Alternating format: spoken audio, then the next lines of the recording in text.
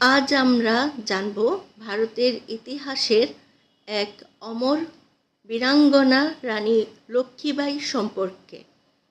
রানী লক্ষ্মীবাঈর প্রকৃত নাম ছিল মণিকর্ণিকা তাম্বে।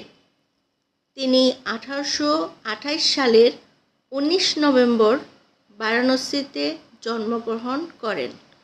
ছোটবেলা থেকেই তিনি ঘোড়ায় চড়া, তলোয়ার চালানো এবং যুদ্ধবিদ্যায় দক্ষ হয়ে ওঠেন। পরবর্তীতে তিনি ঝাঁসির রাজা গঙ্গাধর রাওয়ের সঙ্গে বিবাহ বন্ধনে আবদ্ধ হন এবং ঝাঁসির রানী হিসেবে পরিচিতি লাভ করেন।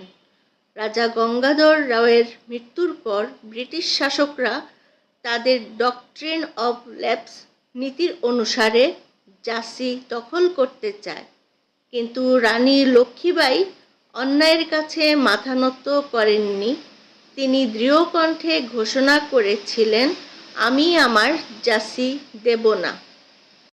1857 সালের সিপাহী বিদ্রোহে তিনি অসীম সাহসিকতার সঙ্গে ব্রিটিশদের বিরুদ্ধে যুদ্ধ করেন।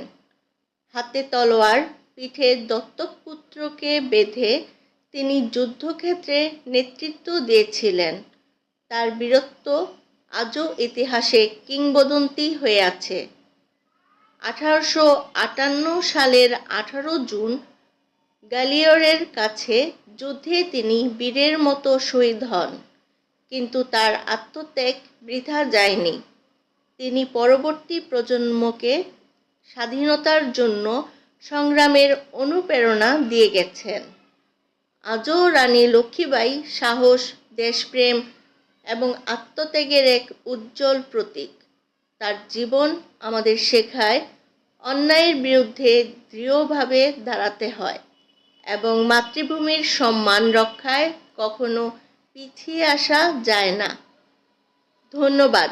যদি ভিডিওটি ভালো লাগে তাহলে লাইক, শেয়ার এবং সাবস্ক্রাইব করতে ভুলবেন না।